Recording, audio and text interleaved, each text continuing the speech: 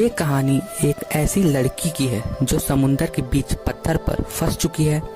वो समुंदर में नहीं जा सकती क्योंकि वो जानती है कि समुंदर में मौत उसका इंतज़ार कर रही है। कहानी की शुरुआत में एक अमेरिकन लड़की को दिखाया जाता है जिसका नाम नैन्सी एडम्स है और नैन्सी एडम्स अमेरिका से मेक्सिको आई है। दरअसल वह यहाँ पर एक बीच पर जाना चाहती है जहाँ पर उसकी मॉम उस वक्त आई थी जब वो अपनी मॉम के पेट में थी, जब उसकी मॉम प्रेग्नेंट थी। अब नैन्सी की मॉम की कैंसर से डेथ हो चुकी है और इसलिए नैन्सी उस बीच पर जाना चाहती है। लेकिन नैन्सी को इस बीच का नाम नहीं पता, लेकिन जिस आदमी की गाड़ी पर ये बैठी होती है वो उसे अपनी मॉम की फ़ोटो दिखाती है जो कि उस बीच पर होती है।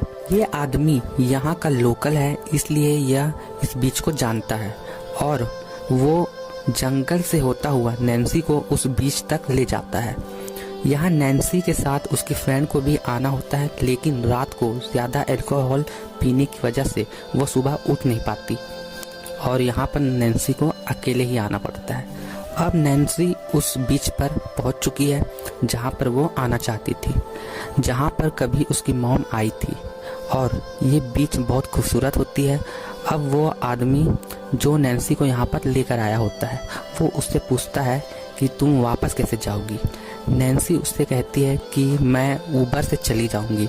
वो आदमी बोलता है ये ऊबर क्या होता है। दरअसल यहाँ पर लोगों को इस चीज़ों के बारे में पता नहीं होता है और इस आदमी ने नैन्सी को लिफ्ट दी होती है। नैन्सी उसे शुक्रिया कहती है और वो वहाँ से चला जाता है। ये बीच पूरी तरह से सुनसान होता है। इस पूरे बीच पर सिर्फ 2 ही लोग होते हैं जो पानी में सर्फिंग कर रहे होते हैं और नैन्सी भी यहाँ पे सर्फिंग करने आई हुई होती है और वो अपना सर्फ बोर्ड लेकर समुंदर में चली जाती है। सर्फिंग करने के लिए इन्हें ऊंची ऊंची लहरों का इंतज़ार करना पड़ता है। जहाँ वो ऊंची लहरों का इंतज़ार कर रही होती है तो समुंदर में जो 2 लड़के पहले से होते हैं वो नैन्सी से बातें करना स्टार्ट कर देते हैं। नैन्सी उन्हें बताती है कि वो अमेरिका से है। वो कहते हैं कि यहाँ अमेरिका से बहुत कम आते हैं। नैन्सी उनसे पूछती है कि यहाँ पर कुछ बातें और कुछ चीज़ें जानने लायक हैं।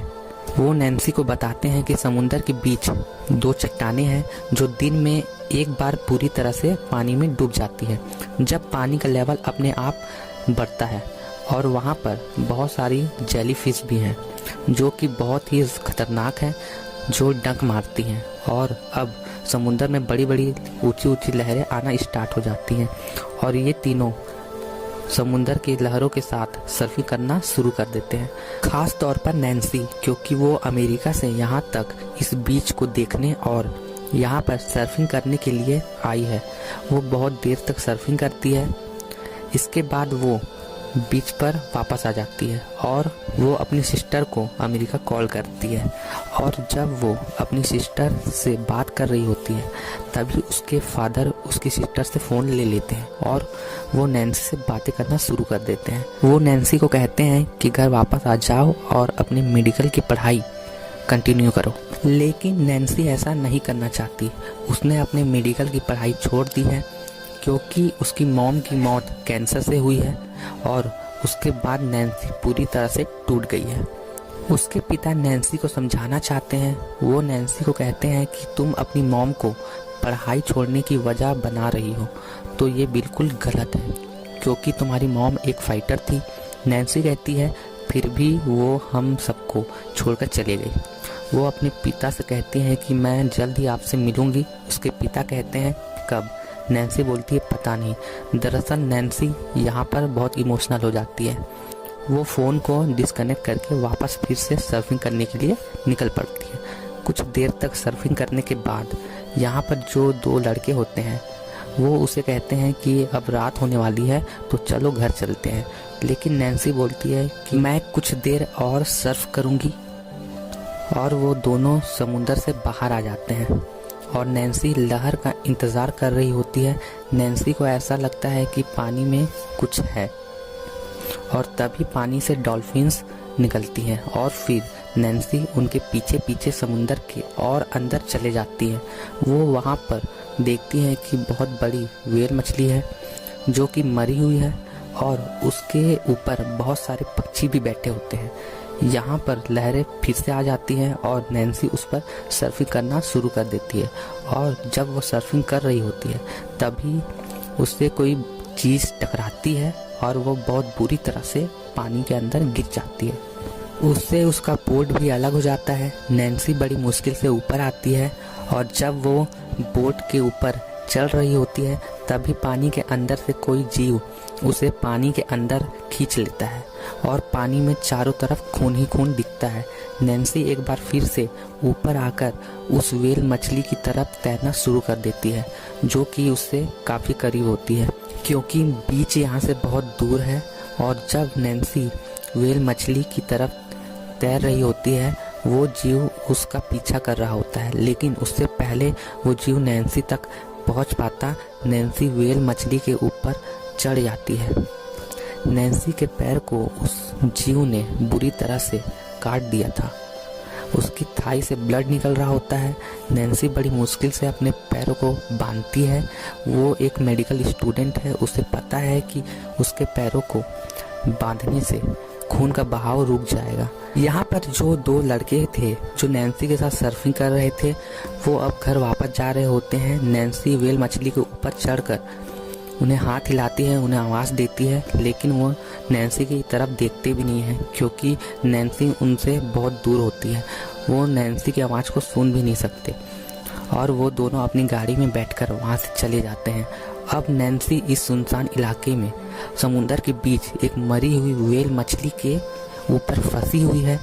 वो पानी में नहीं जा सकती वरना वो जीव पानी में उसे मार देगा और ना ही यहाँ पर कोई और है जो नैन्सी की मदद कर सके। और कुछ घंटों में अब रात होने वाली है। नैन्सी पानी में चारों तरफ देखती है। वो देखती है कि उसकी एक तरफ चट्टानें हैं जो पानी में थोड़ा ऊपर निकली हुई है, दूसरी तरफ एक छोटी सी मशीन है जिसमें पानी का लेवल पता चलता है, जिसे जंजीरों में बांधा होता है। और तभी नैन्सी देखती है कि सामने से बहुत बड़ी वाइट शार्क उसकी तरफ बड़ी चली आ रही है और ये वही शार्क है जिसने इसके पैरों को जख्मी किया है और वो उस व्हेल मछली पर टक्कर मारती है जिसके ऊपर नैन्सी खड़ी है क्योंकि वो नैन्सी को मारना चाहती है। नैन्सी उस तरफ तैरती है जिस तरफ पत्थर है और वो वाइट शार्क नैन्सी का पीछा करती है, लेकिन इससे पहले वो वाइट शार्क नैन्सी तक पहुंचती नैन्सी पत्थर के ऊपर चढ़ जाती है। यहाँ पर एक पक्षी भी होता है जो इस टक्कर में घायल हो जाता है। वो व्हेल मछली के ऊपर था और इसका एक पंख इंजर्ड है, इसलिए अब यह उड़ नहीं सकता और नैन्सी के साथ यह पक्षी भी यहाँ पर फंस चुका है। शार्क के काटने से नैन्सी के पैरों का मांस बुरी तरह से फट चुका होता है, इसलिए वो अपने कान का ईयर रिंग्स निकालती है और उसे उस जगह लगा देती है जहाँ उसके पैर का मांस फटा हुआ है, जिससे उसे बहुत दर्द होता है। और उसके बाद जो जैकेट होती है वो उस जैकेट को अपने पैरों पर बांध लेती है ताकि खून बहना बंद हो जाए। धीरे धीरे पूरी तरह से अब रात हो चुकी है। तभी वो देखती है कि उसका सर्फिंग बोट पानी में है। नैन्सी उस बोट को वापस लाना चाहती है। वो चारों तरफ देखती है, वाइट शार्क कहीं नहीं होता और वो पानी में उतरकर धीरे धीरे सर्फिंग बोट की तरफ जाना शुरू करती है। और तभी वो सामने से देखती है कि सामने से वाइट शार्क उसकी तरफ आ रही है। वो जल्दी जल्दी वापस आती है और फिर पत्थर पर चढ़ जाती है, जिससे नैन्सी के पैर में बहुत दर्द होता है। अब सुबह हो जाती है और तभी नैन्सी देखती है कि बीच पर एक शराबी लेटा हुआ है। नैन्सी उसे जोर जोर से आवाजें लगाना शुरू कर देती है। वह आदमी नैन्सी के ज्यादा दूर नहीं होता है, इसलिए नैन्सी की आवाज सुन लेता है और नैन्सी उसे इशारे में कहती है कि वहाँ पर मेरा बैग है जिसमें फोन है, तुम किसी को फोन करो। उस आदमी को नैन्सी का बैग मिल जाता है और वो उसका फोन और पैसे लेकर वहाँ से भागने लगता है। तभी वो पानी में देखता है कि नैन्सी का सर्फिंग बोर्ड भी है और वो सोचता है कि मैं इसे भी चोरी करके ले जाऊंगा। वो पानी में जाता है और सर्फिंग बोर्ड तक पहुंच जाता है और जब वो उसे वापस लेकर आ रहा होता है तभी शार्क उस पर हमला कर देती है और उसे मार देती है। और यहाँ पर नैन्सी के पास मात्र 6 घंटे हैं क्योंकि 6 घंटों के बाद हाई टाइड हो जाएगा, जिससे समुद्र का पानी बढ़ जाएगा और जिस पत्थर के ऊपर नैन्सी है वो पत्थर पूरी तरह से पानी में डूब जाएगा और तब उसके पास शार्क से बचने का कोई रास्ता नहीं होगा। लेकिन नैन्सी की किस्मत बहुत अच्छी होती है क्योंकि कुछ देर के बाद यहाँ पर वही 2 लड़के आ जाते हैं जिनके साथ उसने एक दिन पहले सर्फिंग की है और वो पानी में उसकी तरफ आ रहे होते हैं। नैन्सी उन्हें चिल्लाकर कहती है यहाँ पर मत आओ, यहाँ पर शार्क है। वो बोलते हैं चिंता मत करो, यहाँ पर कोई शार्क नहीं है। और तभी एक लड़के के ऊपर शार्क हमला कर देती है और यह देखकर दूसरा लड़का नैन्सी की तरफ तैरना शुरू कर देता है। वो नैन्सी तक पहुँच जाता है। नैन्सी उसका हाथ पकड़ लेती है। वो उसे ऊपर खींच ही रही होती है लेकिन शार्क उसे पानी के नीचे खींच लेता है। तभी नैन्सी को पानी में एक हेलमेट दिखता है जिस पर कैमरा लगा होता है, जो एक पत्थर के पास होता है जो लगभग डूबने ही वाला होता है। और नैन्सी के पास 30 सेकंड है। वह उस पत्थर तक पहुंच जाती है और कैमरे को वापस लेकर आ जाती है। वह उस कैमरे में एक मैसेज रिकॉर्ड करती है जिसमें वो बताती है कि यहाँ एक व्हेल मछली मरी हुई है और पानी में एक शार्क है। शायद मैं इस शार्क के खाने के बीच आ गई, इसलिए यह मुझे मारना चाहती है। लेकिन ऐसा कुछ भी नहीं है। शार्क ने पहले भी कई लोगों को मारा हुआ है। और इसके बाद वो अपने पिता के लिए और बहन के लिए एक मैसेज रिकॉर्ड करती है। मैंने कभी नहीं सोचा था कि मैं तुम दोनों को इतना मिस करूंगी। आप लोग मेरी चिंता मत करना, मैं यहाँ पर अकेली नहीं हूँ। यहाँ पर मेरा एक साथी है, मेरे साथ है। और वो उन्हें उस पक्षी को दिखाती है जो पत्थर पर उसके साथ फंस चुका है। अब वो अपने डैड को कहती है कि मैं पानी का लेवल नापने वाली मशीन तक पहुंचने की कोशिश करूंगी, चाहे कुछ भी हो जाए, लड़ना नहीं छोड़ूंगी, जैसा मॉम ने सिखाया था। और अब वह उस कैमरे को हेलमेट के साथ पानी में बहा देती है ताकि वह किनारे तक पहुंच जाए और यह मैसेज उसके परिवार तक पहुंच जाए। और यहाँ पर जो पक्षी होता है, नैन्सी ने उसके पंख को ठीक कर दिया होता है लेकिन अभी तक वो उड़ नहीं सकता, इसलिए वो सर्फिंग बोर्ड के टुकड़े पर उसे रखकर पानी में बहा देती है ताकि वह किनारे तक पहुंच जाए। और अब नैन्सी के पास कुछ ही मिनट्स हैं, उसके बाद यह पत्थर पानी में पूरी तरह से डूब जाएगा। और अगर नैन्सी को बचना है तो उसे पानी का लेवल मापने वाली मशीन तक पहुंचना होगा, लेकिन वो यहाँ से 1 मिनट की दूरी पर है और 30 सेकंड के अंदर शार्क उस तक पहुंच जाएगी। तभी वो देखती है कि बहुत सारी जेली फिशेस पानी में ऊपर की ओर आ रही होती हैं। जेली फिश के पास जो भी तैरता है वो उसे डंक मारती है और नैन्सी समझ जाती है कि अगर मैं जेली फिश के आसपास तैरूं तो शार्क वहां नहीं आएगी। और अब नैन्सी पानी में कूद जाती है और शार्क भी उसकी तरफ बढ़ना शुरू कर देती है। ठीक 30 सेकंड के बाद शार्क उस तक पहुंच जाती है, लेकिन तब तक नैन्सी खुद को जेली फिशेस के बीच में फंसा लेती हैं ताकि शार्क उस तक ना पहुंच पाए। और ऐसा ही होता है, जब शार्क उस तक लगभग पहुंच ही चुकी होती है तो जेली फिश के डंक से वह पीछे हट जाती है और नैन्सी धीरे धीरे उस मशीन तक जो पानी के अंदर लोहे की रॉड से बंधी होती है उसके ऊपर चढ़ जाती है। उसके बाद शार्क मशीन पर हमला कर देती है।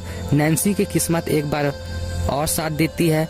दूर उसे एक कार्गो शिप दिखती है, उसी मशीन में एक फ्लेयर गन होती है। वह फ्लेयर गन आसमान में चलाती है, लेकिन तब तक कार्गो शिप मुड़ चुका होता है और वो उसके फ्लेयर गन को नहीं देख पाती। यहाँ शार्क उस मशीन को गिराने की कोशिश करती है जिसके ऊपर नैन्सी है। तभी नैन्सी देखती है कि व्हेल मछली के पास बहुत सारा ऑयल है।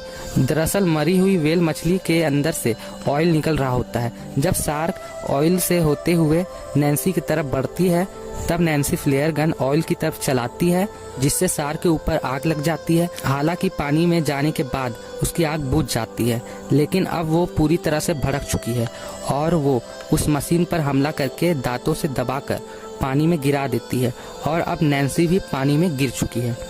तभी नैन्सी देखती है कि मशीन जो जंजीरों में होती है वो नीचे लोहे की रॉड से बंधी होती है। और अब नैन्सी के दिमाग में आइडिया आता है और वो जंजीर के उस हिस्से को खींचना शुरू करती है जो मशीन के ऊपर बंधी होती है। दरअसल उसके स्क्रू ढीले होते हैं और नैन्सी बड़ी मुश्किल से जंजीर को खींच लेती है। जंजीर भारी होती है इसलिए वो उसे पानी के अंदर खींचना शुरू कर देती है और शार्क नैन्सी का पीछा करना शुरू करती है।